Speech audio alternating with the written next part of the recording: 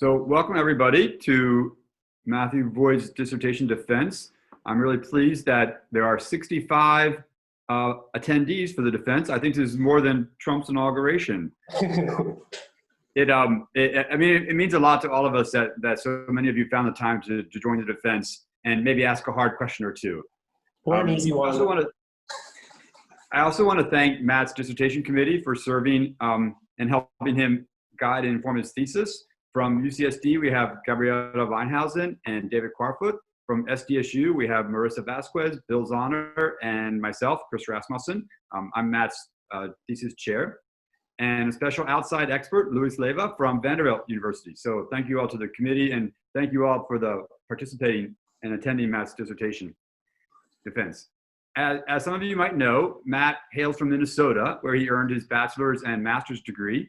In the fall of 2015, he made his way west to San Diego to join our math and science education doctoral program.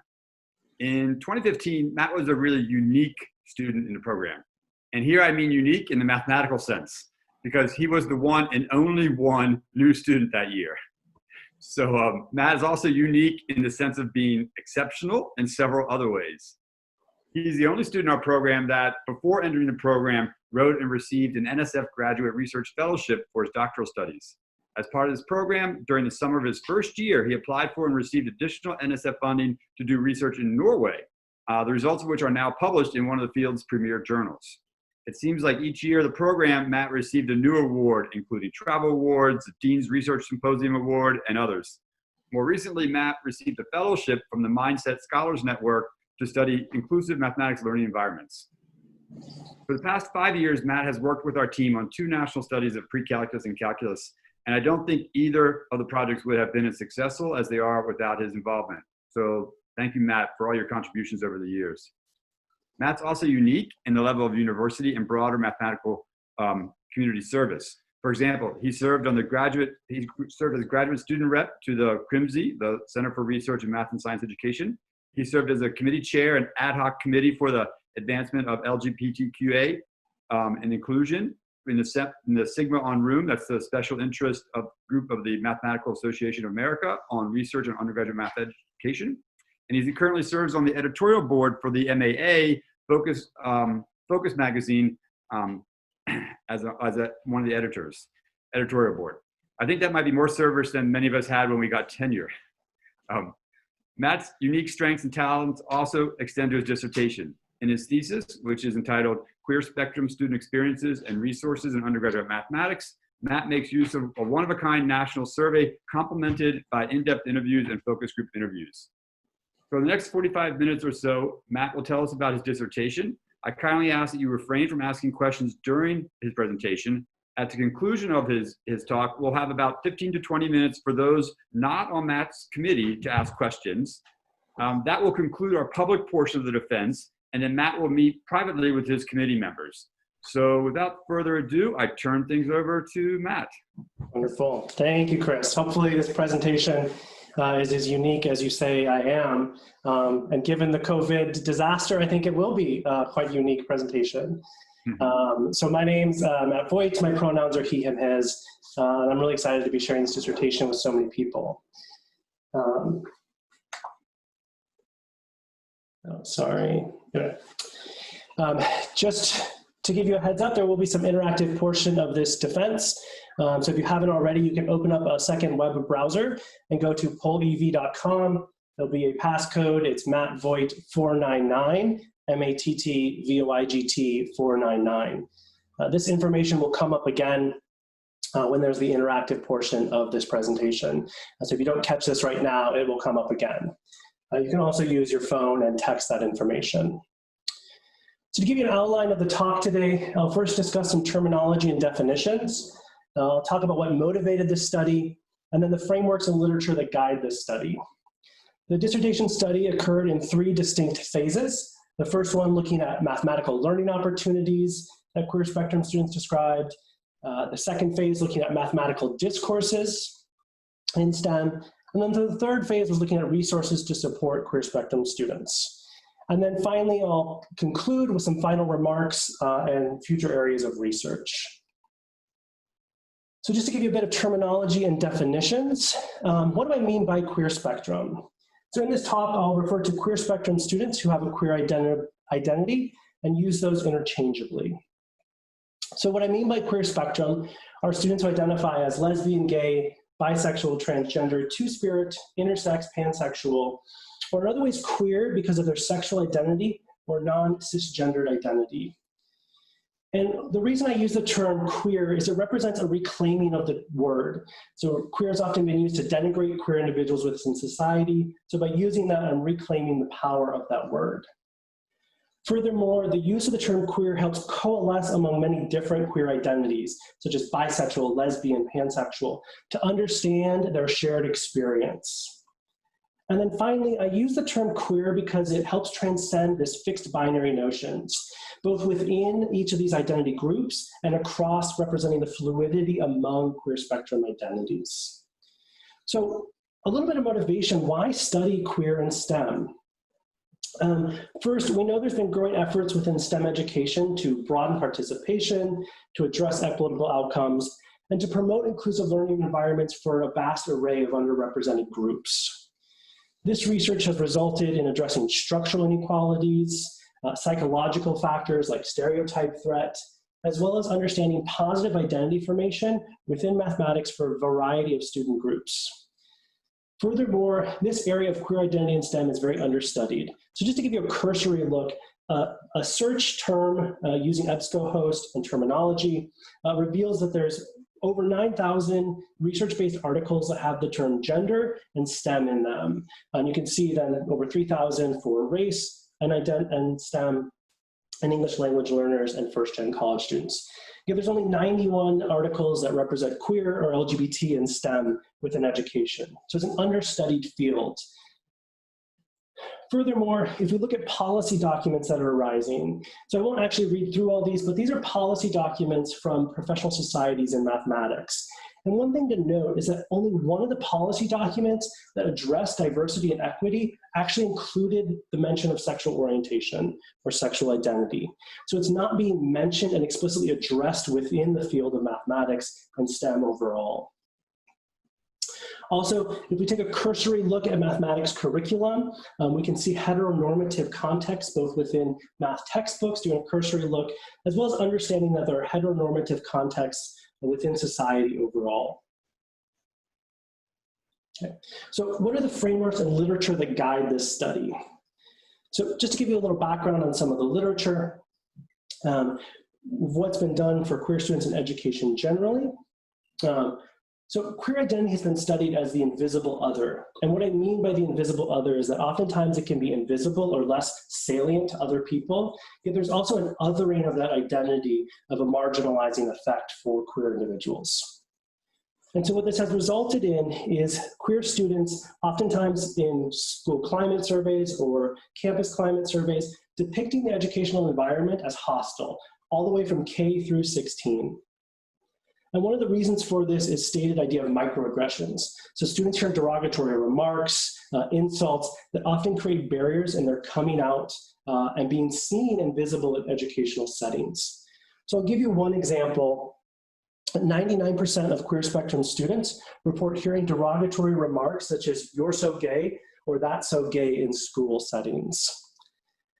And the effect this has is that queer students then report fear of getting a bad grade in their courses because of a hostile classroom environment. So it's impacting academic outcomes for queer students. Now, if we look specifically at queer students in STEM, what we see is that in mathematics in particular has the lowest percentage across all disciplines of positive portrayals of queer people in the curriculum or in the classroom. And one thing we note is that this results in different math and science course taking patterns for queer youth in high school. So for example, queer boys in Pearson's study were 47% less likely to take advanced math and science courses when that same trend did not hold up for advanced language or English courses, suggesting there's something unique about math and science that makes them more intimidating than other subjects. If we look at the undergraduate level, queer undergraduates are 7 to 10% more likely to switch from a STEM major, even when controlling for a variety of retention factors.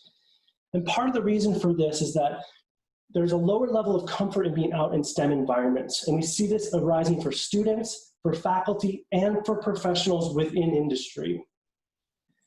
So there have been a few studies that have actually looked at the experiences of queer students in STEM. I'll mention 2 dissertation studies, Smith, who focused on gay male undergraduates in STEM. And what Smith was able to show is that gay students often use the academic environment as an escape from their identities, but feel uncomfortable disclosing those identities and experience challenges and barriers in those pursuits of STEM.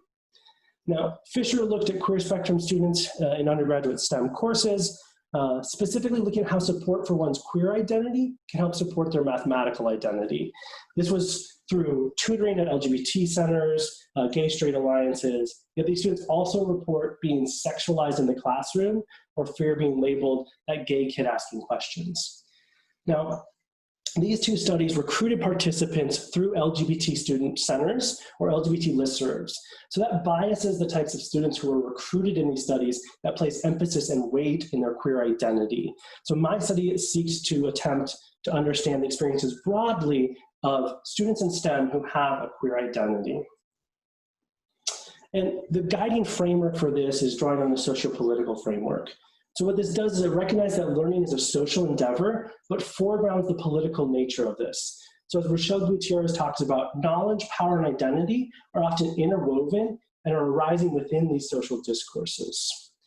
And drawing on socio-political frameworks, I draw on 3 different areas, both post-structural and post-structural feminism. And what this affords the study is it recognizes that identity arises through discourses. And so what do I mean by discourses? Discourses are more than just words. These are often institutions, taken for granted ways of operating, and implicit understandings. So these discourses have shown that mathematics is often aligned with masculinity. Mathematics is quick, it's driven, it's rational. And so understanding how those discourses promote masculinity in mathematics. I also draw on from critical race theory and Lat crit theory, which recognizes that there are institutional structures like racism that often devalue Black and brown identities. And what this helps afford in this study is to take a asset-based approach to understanding what are queer students bringing to the classrooms and resisting those deficit narratives. And then lastly, I draw on queer theory. So queer theory also recognizes that there are institutional structures at play, but these often shape our assumptions around sexual identity and gender identity. And what this affords in the study is recognizing that identity may be fluid. It may change over time, it may change within context for the participant. And it helps resist essentializing and categorizing individuals. And so you'll see that each of these frameworks draws on the notions of identity. And so I had to set out to understand, well, what do I mean by queer mathematical identity? So I draw on the work of Martin, Solomon, and Leva, who have looked at gendered and racialized identities, because there isn't a whole lot of theorization in terms of queer mathematical identity. So in order to understand mathematical identity for queer students, it means accounting for how students believe about their participation and their perceived ability in math contexts, how they position themselves within the mathematical community. Are they central? Are they on the periphery? Do they feel like part of the community? And then accounting for how each of these are shaped by resources such as interpersonal relationships and institutional structures. So when I talk about students having a queer mathematical identity, what I mean is that queer spectrum students can fully participate and perform effectively as queer individuals. So there aren't constraining factors that are limiting them from being queer individuals in those settings and doing mathematics. So the research questions that I sought to answer in this study are threefold. The first one is looking at how queer students describe their mathematical learning opportunities. So what I mean by that is how students are describing their math classrooms, their help-seeking behaviors. It's really looking from a quantitative perspective, drawing on surveys of how queer spectrum students are describing their learning opportunities in pre-calc, Calc 1, and Calc 2 courses. And then once centering those queer identities and queer voices, how do queer spectrum students overall compare to straight students? The second research question looks at how, from a qualitative perspective, how students are navigating mathematical discourses in relation to their queer identity. So what are the discourses, those taken for granted ways of operating in relation to their queer identity? And how do students navigate those? And then the third research question was trying to understand document the resources that impact queer spectrum students, specifically the curricular, interpersonal, and institutional factors that can impact a queer student's mathematical identity. So the structure of this study was a sequential, transformative, mixed method study drawing on Cresswell. And I'll help break that down. So what I mean by sequential is that this study occurred in different phases that informed one another. It was sequential. And it was transformative in the sense that I was seeking to transform the lives of the participants that I was working with, as well as advocating for queer students more broadly. And it's mixed methods in the sense that I'm drawing on both qualitative and quantitative analyses. So what were the phases of this study? First, it was a pilot, which included both interviews and surveys that helped inform the subsequent two phases. So phase one was response to research question one, looking at how students are describing those math classrooms from a survey. And then phase two, drawing on qualitative individual interviews, looking at what are the mathematical discourses students describe. And so from phase one, that survey was how I selected participants to be part of the individual interviews. And those interviews helped me inform what kind of mathematical conjecture testing and analyses I was doing to the quantitative data. And then both of these phases were, the emerging themes were shared with focus groups of students to identify what resources help support one's queer identity. So I'll talk about phase one, looking at mathematical learning opportunities. Again, this is research question one, which takes a quantitative approach. This was part of two larger studies, as Chris was mentioning earlier. This comes from Progress Through Calculus and Seminole. And as part of those grants, surveys were sent to students in pre-calc, Calc 1, and Calc 2 courses at 22 universities across the US. Now, this survey was pretty comprehensive. It asked about instructional practices, help seeking, expected grade, and students completed about 3/4 of the way through their term. And this resulted in over 24,000 student survey responses. So this is a very rich data set for educational research. So it's very exciting to have this data set. So first, we had to understand, how do you ask about sexual identity? So the question as it was phrased on the survey was, select all that apply. Do you consider yourself to be asexual, bisexual, gay, straight, lesbian, queer, not listed, and students could write in and prefer not to disclose. So both the write-in and select all that apply were informed by queer theory to not essentialize people into one category and force them to choose. So it's allowing for more of that fluid understanding of identity. So once I removed all the spurious data of write-ins and recategorized the not listed, I did iterative binning technique to identify what were the categories of identities that emerged. And so you can see here, there was asexual, bisexual, gay, lesbian. Those were all survey response items. Now, queer plus represents individuals who identified as queer or selected multiple of the queer spectrum identities. And then straight plus represents individuals who identified as straight and selected one or more of the queer spectrum identities. So they're still identified as queer spectrum while also identifying as straight. And then there's straight and not disclose. So if we remove not disclose, what we see is that 10% of the student responses of students in our math courses identify as queer spectrum. And so once we had these identities, I wanted to examine how do they differ among the outcome variables. So because this survey was pretty comprehensive, I grouped survey items together, computed averages to create these outcome variables. And I'll talk about each of these outcome variables, but it looked at instructor interactions, peer interactions, whether there's a sense of community and participation, whether the mathematical environment is responsive, whether there's positive math affect, and expected course grade. So I'll walk you through how one of these was structured on the survey, the instructor interactions.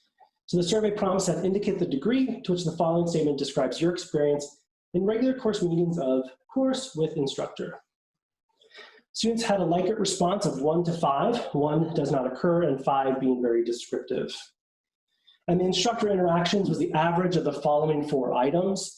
is I receive feedback from my instructor on homework. I receive immediate feedback on my work. I share my ideas during whole class discussion, and I'm asked to respond to questions during class time. So here you can see that the outcome measure is about how the student's being asked or interacting with the instructor during class time. And so if we look at the difference between queer spectrum and straight students, you see here on average 2.87 and 2.89. There's not a whole lot of difference between the reports of queer spectrum and straight students. However, if we look within queer spectrum students, you'll see those averages range from 2.77 all the way to 3.05. So there's more variation within these queer spectrum identities. And so what I'm going to have you do now is I want you to identify which of these identities in the blue box do you think are reporting the most instructor interactions? So that 3.05, who's reporting interacting with the instructor the most? So I'll have you go ahead. Go to poll everywhere, see the results taking in. So which of those identities do you think have the highest reports of instructor interactions?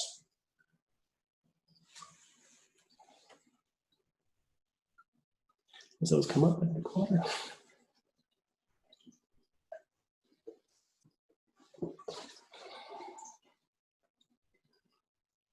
40. All right, give you another 10 seconds.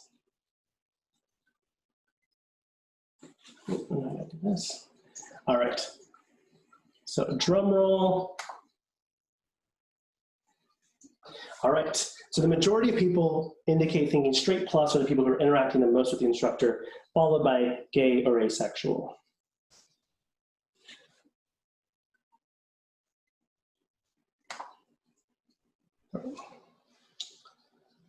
And drum roll, asexual students. So asexual students are actually the ones who are reporting the most interactions with instructors. And so I did an analysis of the variance to identify whether there were significant differences within queer spectrum identity. And a post hoc pairwise t-test using a Bonferroni correction showed that those significant differences were between asexual and bisexual and asexual and queer plus, who were reporting less interactions with their instructors. Now, if we look at peer interactions, this is a measure of whether students are talking with other students. There's peer-to-peer, there's small group work. Students discuss difficulty with other students. So here's how students are engaging with their other peers. Here again, we see a significant difference between asexual students and bisexual and queer plus students. So bisexual and queer plus having a more fluid identity, reporting less peer interactions.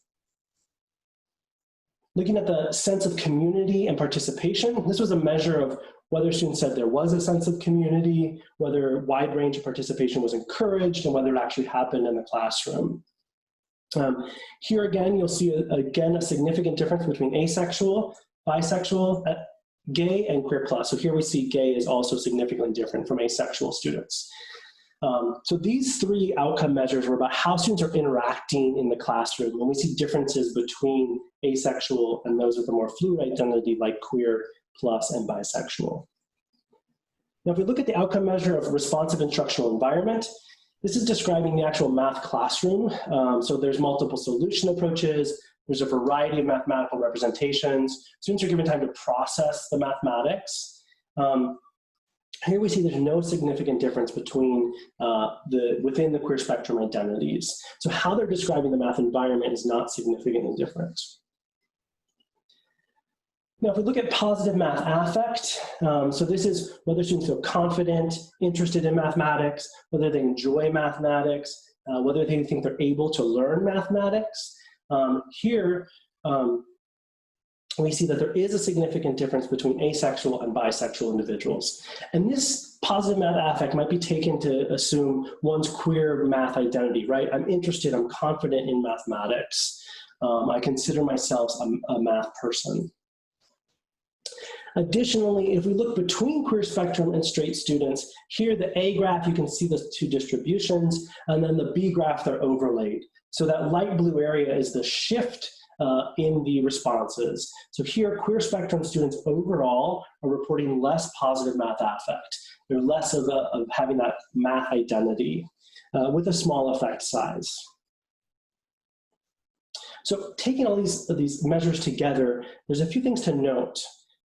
First, we see that asexual students are reporting different interactional patterns mostly, how they're interacting with peers and instructors and that community and participation compared to the other queer spectrum identities.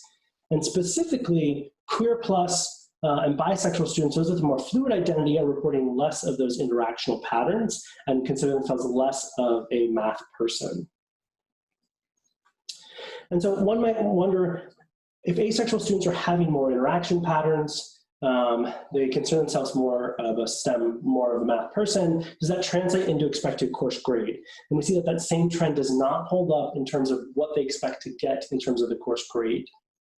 However, there is a significant difference between queer spectrum and straight students overall. So here, queer spectrum students anticipate getting a lower course grade with a smaller effect size. So given that these were small effect size, one might want to situate this within other known identities. And so what I did was create these linear regression models to understand how does the impact of queer identity, how do we interpret it and understand it in relation to other known identities, such as gender, underrepresented racial minorities, and first-generation college student status. And so I'll help unpack one of these graphs. Here we can see the instructor interactions measure. You'll see in that first column, those are the sexualized minority students, the queer students. They're reporting negative 0.07. These are the coefficients on the regression models. They're reporting negative 0.07 less instructor interactions compared to straight students when controlling for other identities. So those queer students, like we saw, are reporting less instructor interactions. And then you see women and transgender students in comparison to men are reporting less instructor interactions.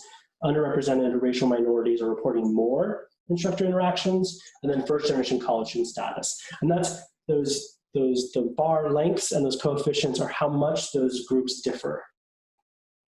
So if we look at all of these measures together, there's a few things to note.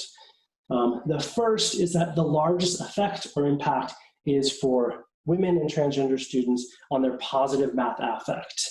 And this aligns with discourses that have been researched that align with mathematics and masculinity, that women aren't as confident, aren't supposed to be as confident and interested in mathematics.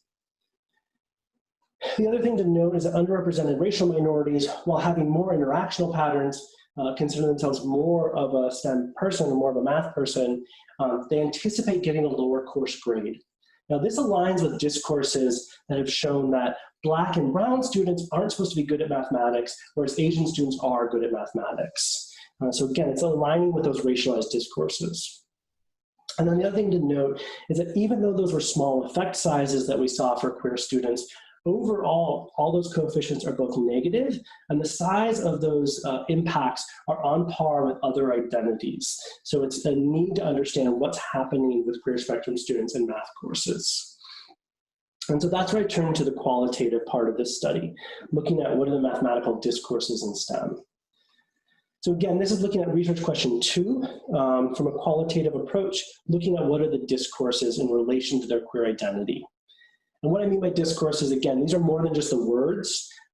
These are the implicit assumptions, the taken for granted ways of operating in the world that align one's identity with mathematics. So for instance, Asians are good at mathematics as a discourse. That plays out in more than just words, but also in our testing strategies and who we think of when we think of a mathematician. So in this phase, I did 2 interviews with 17 queer spectrum students across the United States. These were individual interviews. Here you can see the array of students. Pseudonyms, students could select or have one assigned for themselves. You can see the sexual identities range. We have 4 students who are bisexual, 7 identified as gay, 4 students as pansexual, and 2 students identified as queer, as well as a mix of gender and racial identities and STEM majors. And individuals self-selected their STEM major, whether they consider themselves to be a STEM major. And so what do these 2 interviews look like? The first interview looked at their history and background with mathematics, their experiences in high school, what was coming out like, why did they go to college, what they're majoring in, and what they think about in terms of mathematics. And they also had them reflect on mathematical problems. And to give you a sense of what these math problems look like, they came in 2 different flavors. The first had the context. So the data was about either a heteronormative or a queer context. So data looking at marriage rates, or the queer context was military discharges of queer individuals. The other flavor was this idea of the subject. So the fictional or the scenario involved heteronormative or queer couples. And I had students just reflect on what it would be like to get these in a math classroom. And the reason I did that is it helps elicit some of these taken for granted ways of operating that might be hidden or underlying some of these assumptions. So giving students these problems and saying, I've never seen this before, illustrates that queer curriculum is not common in math classrooms. And then the second interview looked at the lived experience in math courses. So what happens in their day-to-day? What helps support them? Why are they persisting and succeeding? And then I used vignettes, which are narrative accounts of what happened in the classroom. And these were based on both research literature as well as from the pilot study of what students described experiencing. So I'll give you a flavor of what one of these is. I won't read through it all, but it describes a scenario of working in a math course in small groups. The issue of a queer identity or hanging out with queer individuals comes up in terms of what you did over the weekend. And I asked students how you would respond in that situation. Once students responded to how the mentioning of their queer identity might come out, I then gave them a sample response based on the pilot data as well as the literature. And this was that then asked students to respond to whether this resonated with their own experience or how it was different. Again, to illustrate some of those taken for granted ways of operating. And using the narrative scenarios was helpful because it really contextualized and put students in that mind frame of being in a math classroom.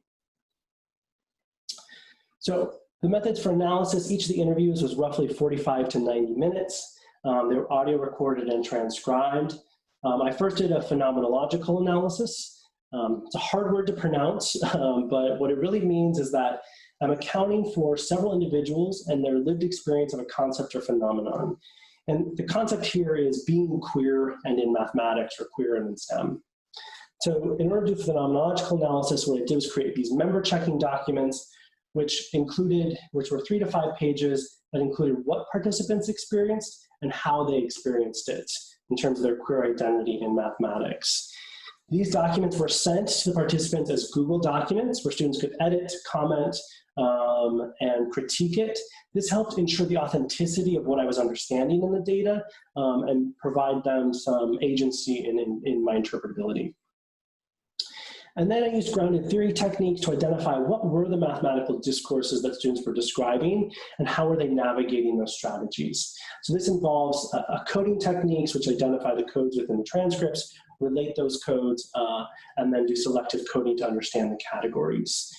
This produced a code book that I then shared with 2 external coders who coded transcripts, and we came to a shared understanding.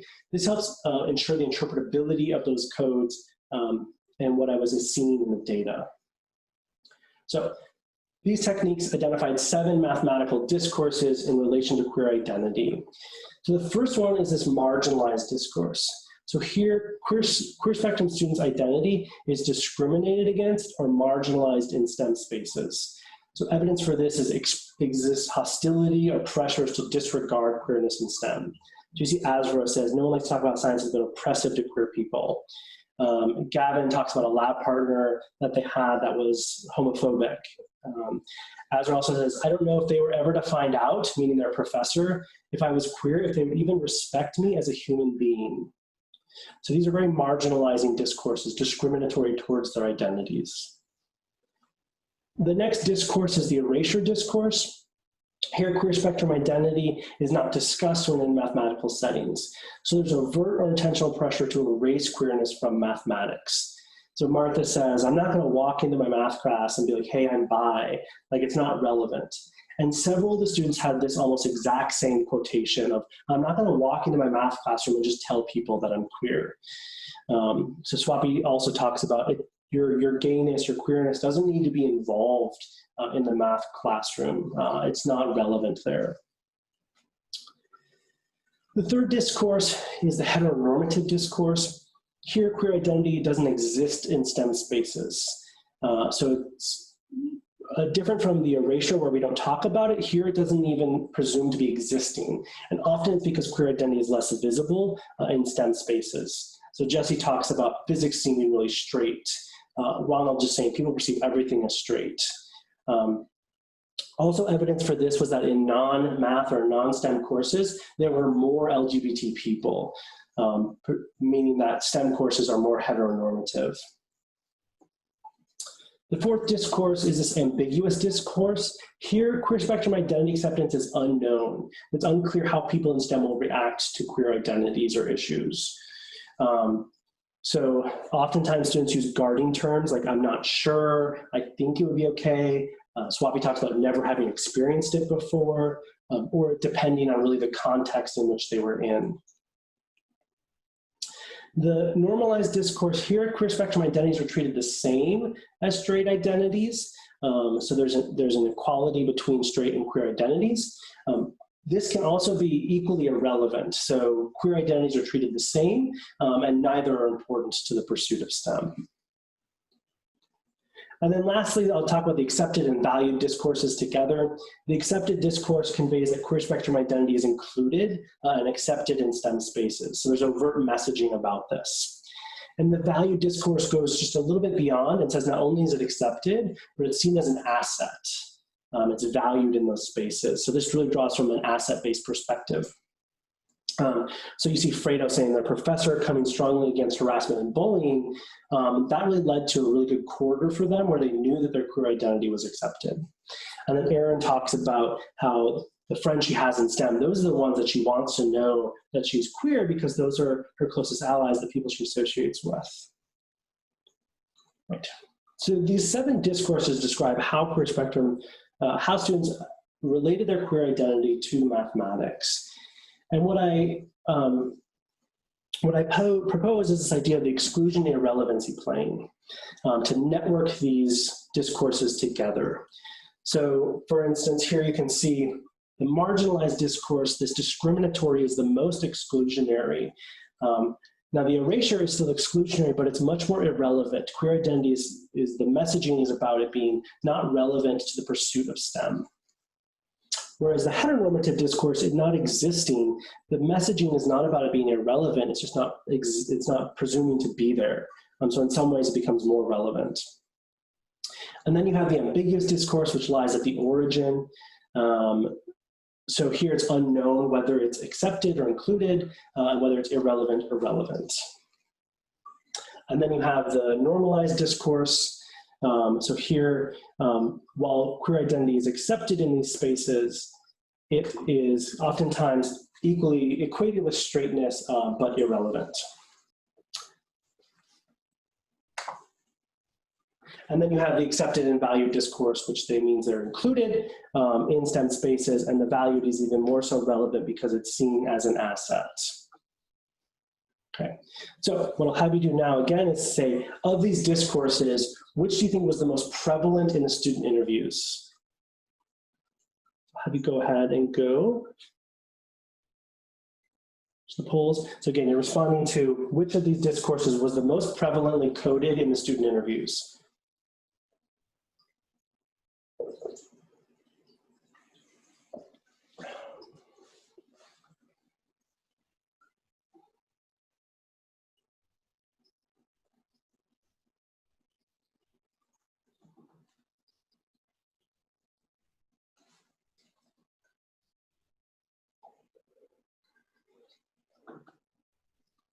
Give you another 10 seconds or so to respond.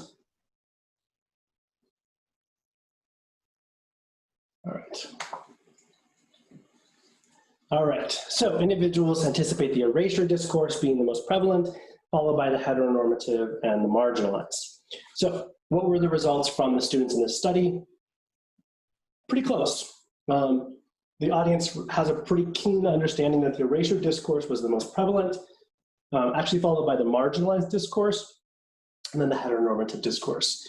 So what we can see here is that the predominant discourses are really about queer identity being excluded and irrelevant to the pursuit of mathematics. So this is one of the findings from this study, is that it's not necessarily about success, it's about the relevancy or the presence of queer identities.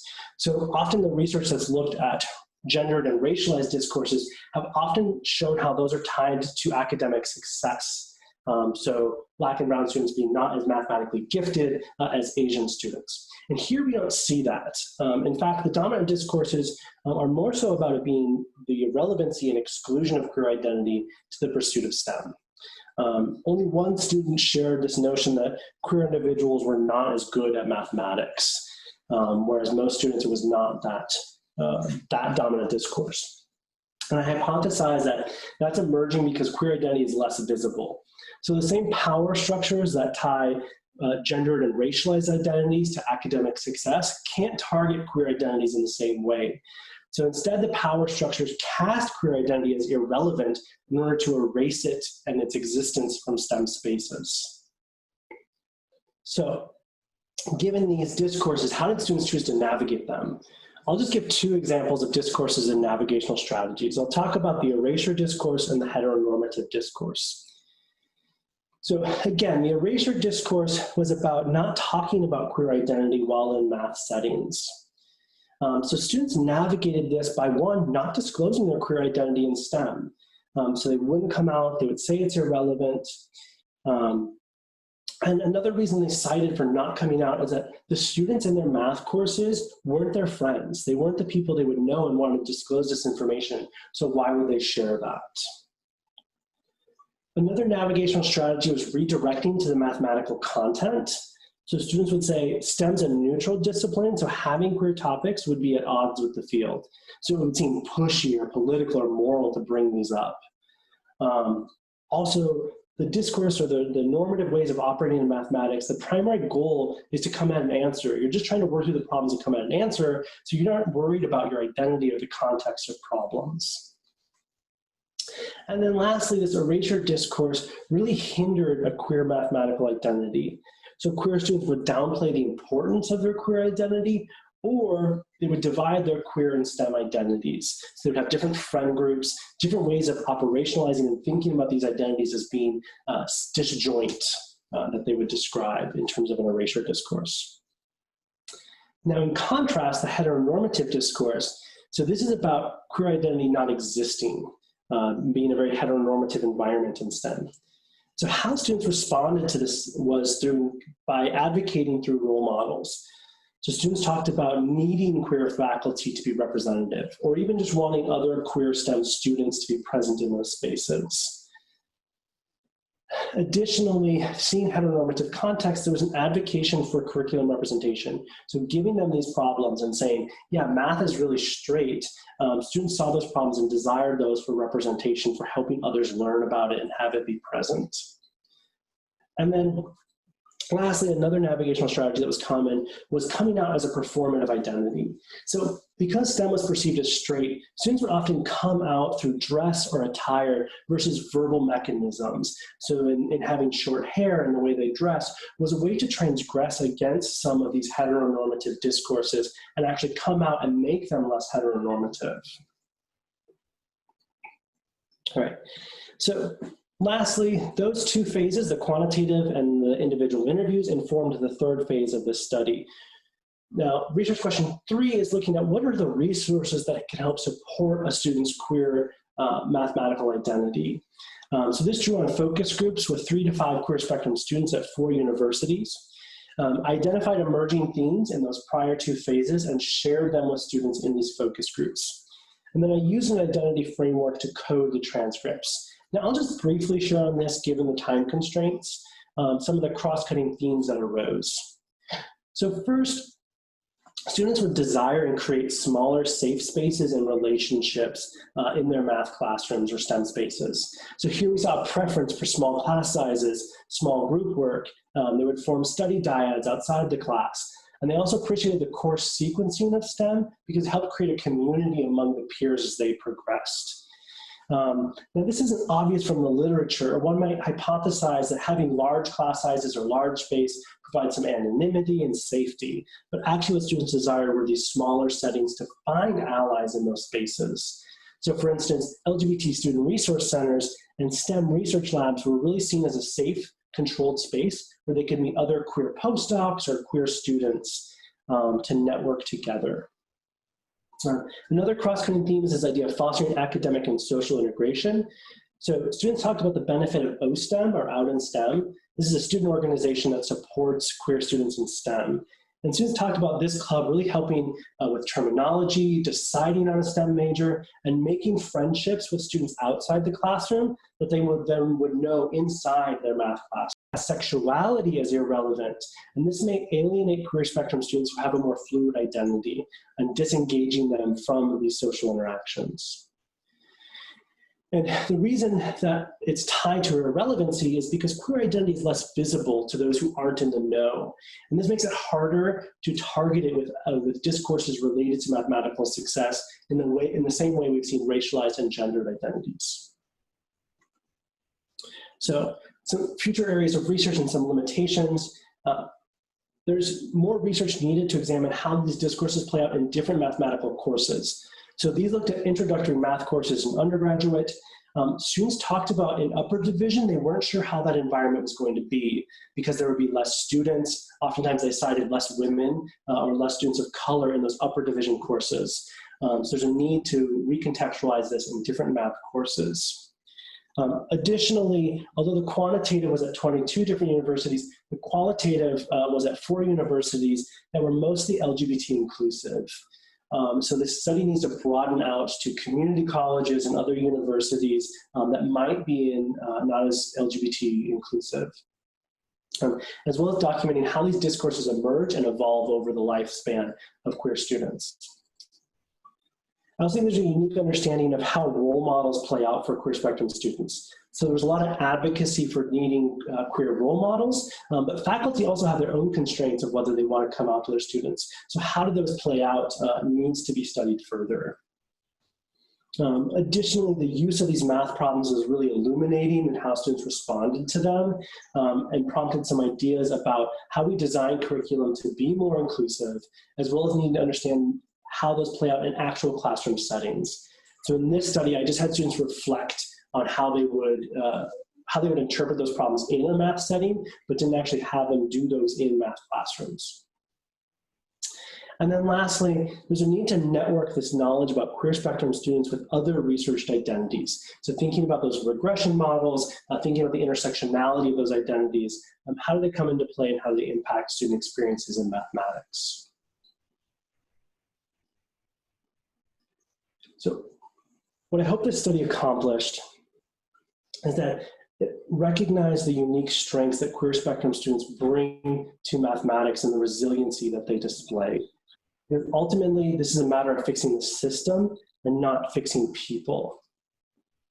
And I hope that this study can help understand that being queer in mathematics need not be a disjoint set, and that by further research and understanding, we can begin to support the next generation of queer mathematicians. And with that, I would like to thank my committee, my chair, Chris, fellow MSAD students, and in particular those who helped with the analysis, as well as my partner, Arthur, and all their participants for their time, energy, and contributions. References, and there's more in the dissertation if you want them. And so what I'll have you do for questions or comments, again, you can submit these on Poll Everywhere. Have you submit those comments. Alternatively, you can also chat, send a message in the Zoom chat. And I can unmute you while doing that. So with that, I would like to thank you for your time.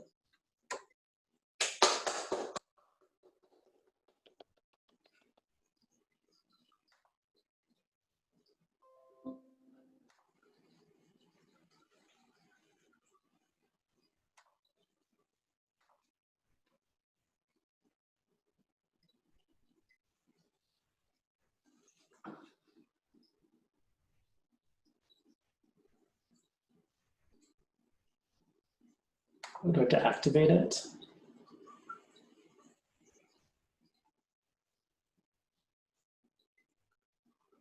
Let's activate it.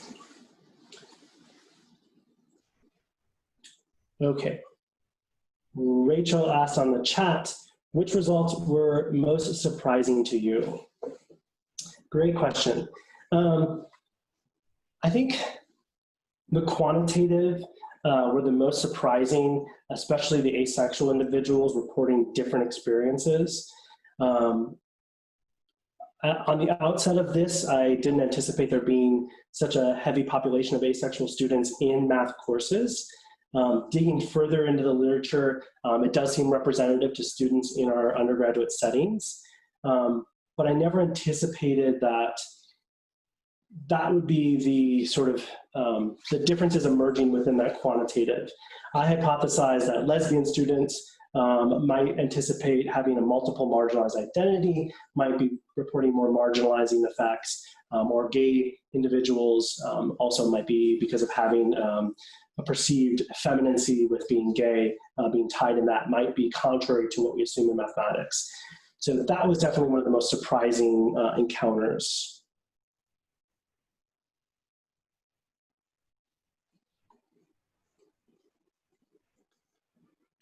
And you'll have to give me a few seconds. Okay.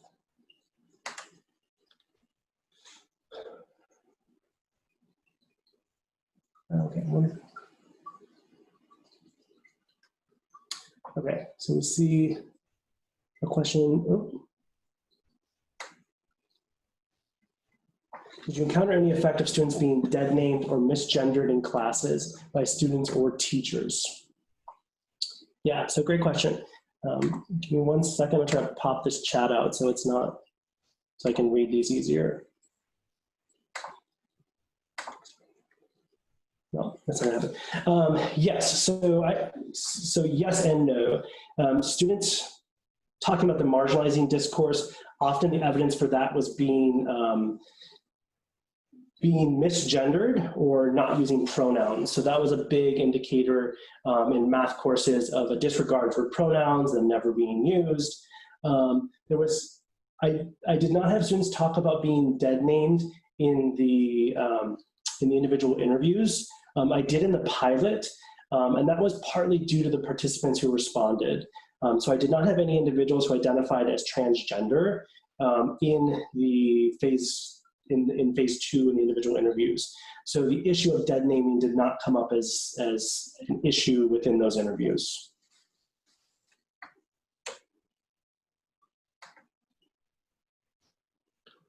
Okay, nice.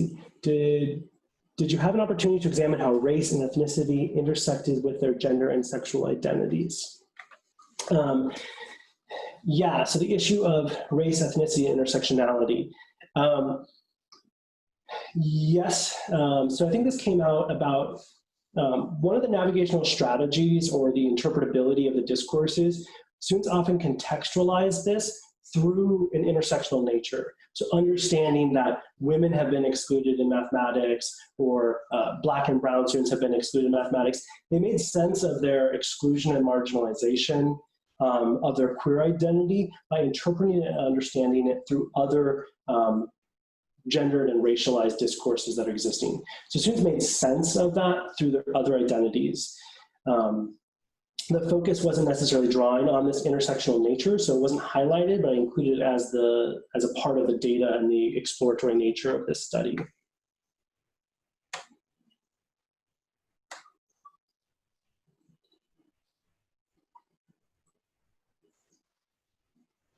Okay, BK asks, I support the literacy critical goals of this project. It looks like some of the students might be adapting to being in the math context by saying that math should treat sexual identity as irrelevant, and hence these liberators' goal is the researchers rather than the participants.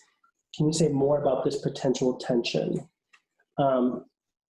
So if I'm understanding, BK, your question correctly, this idea that in interacting with the participants, they thought that that's what I wanted to hear, that by doing this study, I was understanding that it should be irrelevant, and so they would talk about that, and hence biasing that, whether they actually truly held to those convictions. I think that's definitely a possibility that some students shared what they thought I wanted to hear. However, several of the individual interviews, students actually explicitly said, I'm participating in this to give balance to your study, because I want you to know that queer identity isn't that impactful for me. And so I think that students were very upfront about what they were sharing. And I think by providing different ways for them to respond, it wasn't just me asking them questions, but these fictitious scenarios based on literature, these reflections on math problems were ways in which to counter some of this idea of what I anticipate finding. I also noted that when it occurred, so students said, well, when I gave them math problems, well, I think you want me to be upset by this, but I'm not. It's a heteronormative context. These happen all the time. So I did account for that in the data analysis.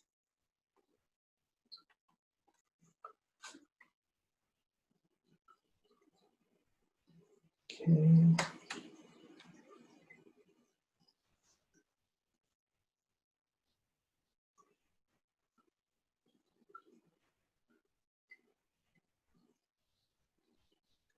Did it ever come up that Stewart, or Stewart's calculus, was an early LGBT activist, and is that something that might be leveraged as a recognizable name in supporting queer spectrum role models? I also put this in the poll everywhere, but can't tell if it's working. Oh, there is a poll everywhere, great. So Stewart, I think that people know that the public acknowledgement that James Stewart might identify as LGBT was not brought up by students. I think this could be a leveraging of visibility campaigns. So we see this happening of making queer STEM individuals or queer mathematicians more visible is definitely a needed area. What students did talk about, or who they did cite, was Alan Turing, the computer scientist, machine learning individual who was a gay man, but oftentimes they talked about how he was discriminated against. So this was evidence of how STEM was exclusionary to those identities. So in the third phase, I talk about how we need to address the historical discrimination that's occurred in order to make these classrooms more inclusive, because people are turning to both those historical exclusions and current policy documents as queer identity isn't in these spaces as normative. So go to the poll everywhere.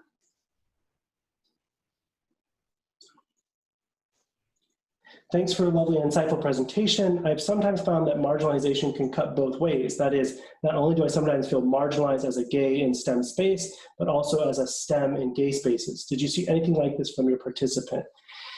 Yes.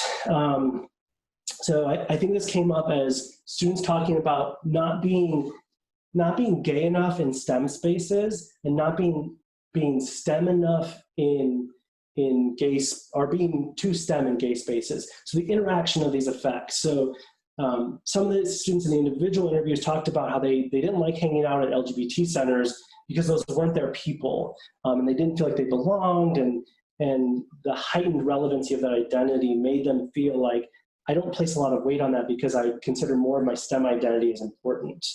So I think this cut both ways. And I think that's a result of how the students were recruited, by recruiting through the classrooms of the LGBT study. I think it elicited individuals who placed weight and didn't place weight on that identity.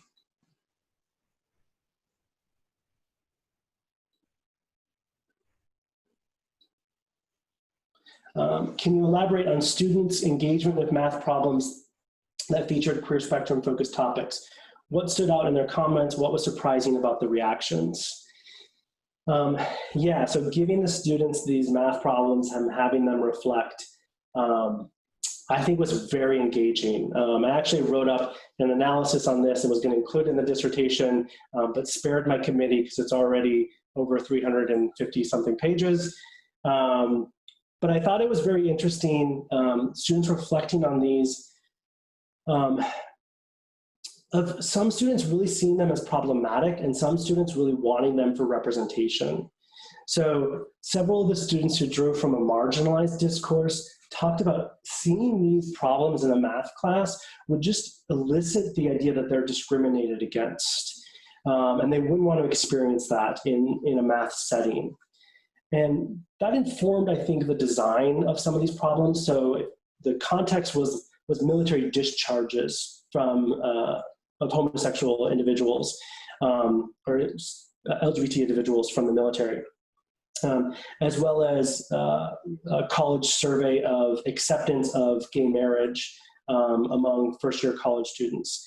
And so what students were describing is like, well, these are describing really discriminatory contexts towards queer individuals and not actually a progress orientation or uplifting notion of queer identities.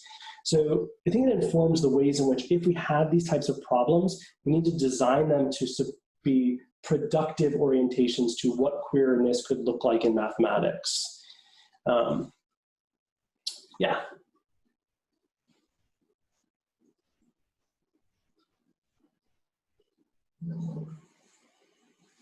Let me get a chat one.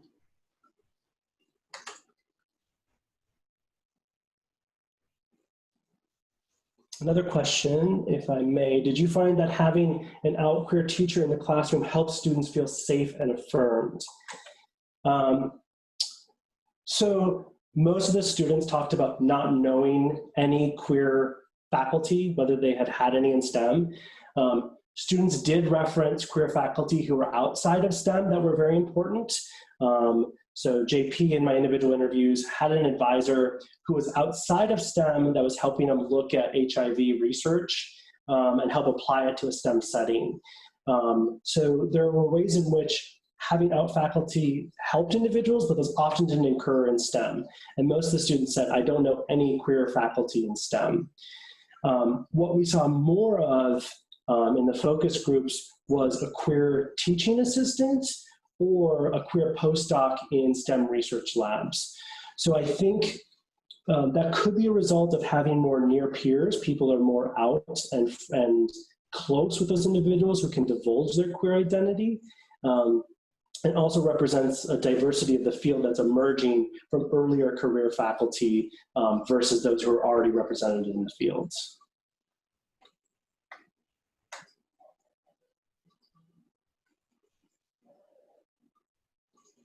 Now that you've reached this point and you're able to reflect on your process, is there anything you would have done differently in your research design? Probably like 100 different things that I would do differently. You know, this was an exploratory study, really trying to account for what's happening with queer students in mathematics. So I sought it to be very broad in terms of quantitative data, individual interviews, focus groups. I think if I were to have done it differently, I probably would have narrowed that down because there was a lot of data. There's a lot of rich data. So at times I feel like I couldn't do it justice in terms of capturing the experiences of students. In terms of the actual design and methodology,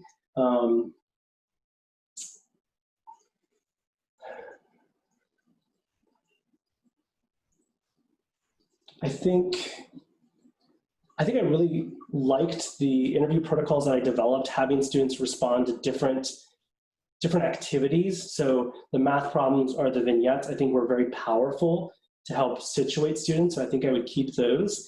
And in the focus groups, I actually had students do a matching activity with resources where they were sorting cards to say, did this hinder your identity? Did this benefit it? Was it neutral? And that really led to rich discussions that, because having those materials in front of them, I think prompted an easier discussion than just having that question during an interview. So having something tangible for the students to respond to, I think was a benefit to this study.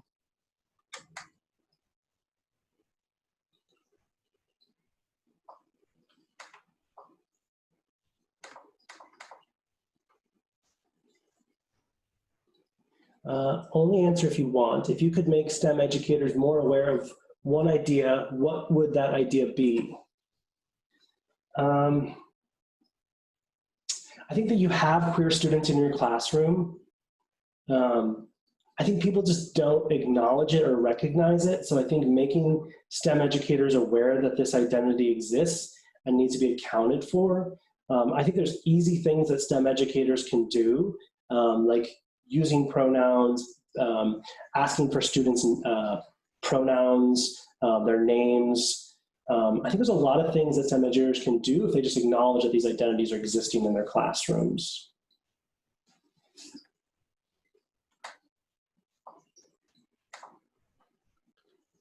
Chris, do you see any more questions? I'm trying to scroll and do all of this. I don't know if you've gotten any.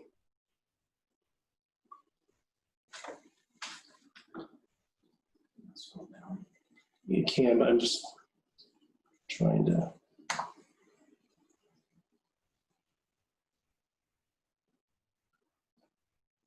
I don't see any more questions in the chat window. Okay. Why did you choose to ask students to self-identify as a STEM major? It cut off. Is it cut off? Hang on. I'm gonna plug. This will make it easier.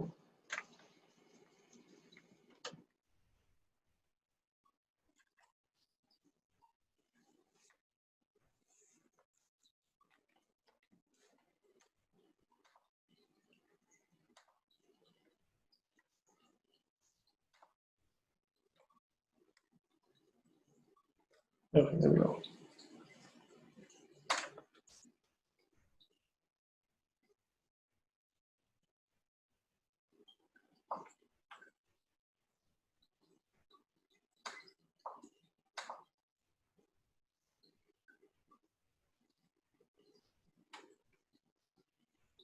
Thinking of your own positionality and identity as a queer individual, were there findings that were more consistent or different than your experience, and how did you navigate that in your analysis?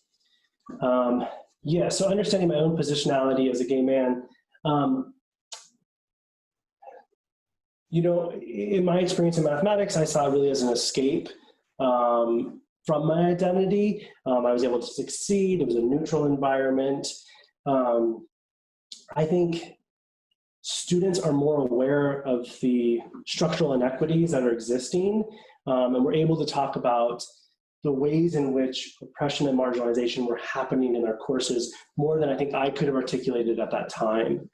So I think that's different than my own experience as a gay man in STEM. Yeah. Thinking about the diversity of queer students, I'm curious if during the interviews, if any participants reflected on whether their preferred learning environments might not be the preferred learning environments of other queer students. If so, how do they navigate that tension? So understanding that there's variability within queer individuals and their preferred learning environments. That was one of the reasons why I used focus groups, was to elicit some of those differences. So I encourage students to disagree, to agree, to confirm during those focus groups. I think there were some differences that occurred within the focus groups about what their preferred learning environments were. Oftentimes, it was this idea that why do we even need to talk about queerness or queer identity that hasn't been germane to my pursuits, and other students sort of countering that, saying, no, it is, and it needs to be included. And it often turned into more of a learning experience between the participants in the focus group that helped elicit some of the differences.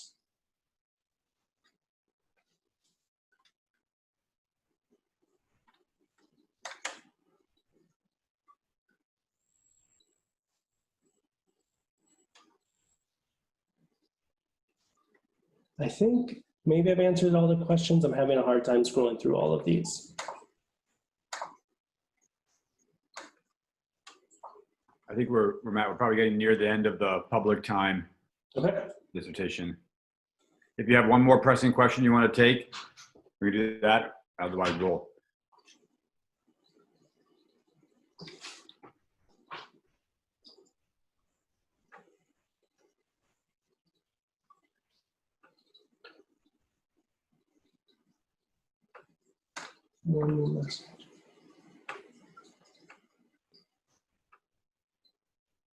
I think that's all I see. If there's others in the group chat that I missed you can feel free to send me an email and I'll be happy to answer it. Great. Well, again, thank you everyone for attending and asking such great questions. The excellent questions and the number of questions reminds me of what happened after the joint math meetings when Matt gave a briefer talk about his dissertation. He had tons of questions, and then this throng of people followed him out into the corridor to ask him other questions for a half hour. So I knew that we had to close this off, or otherwise we'd have that throng following him through the Zoom meeting. Again, I want to thank everybody for participating in these trying times. I think, Matt, excellent job in putting this together and making this interactive and an enjoyable experience for all of us. So this concludes the public portion of the defense. We'll now need everyone who's not on the committee to please leave the meeting. And now Matt has a chance to talk with the committee members for a while. So again, thank you all, and have a great afternoon or evening wherever you are in the world. Thanks, everyone.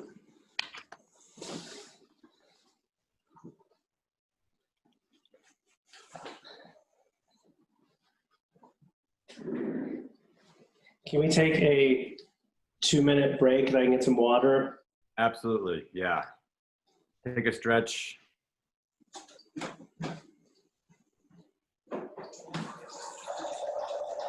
Chris, I think as the co-host, if you're the co-host, I think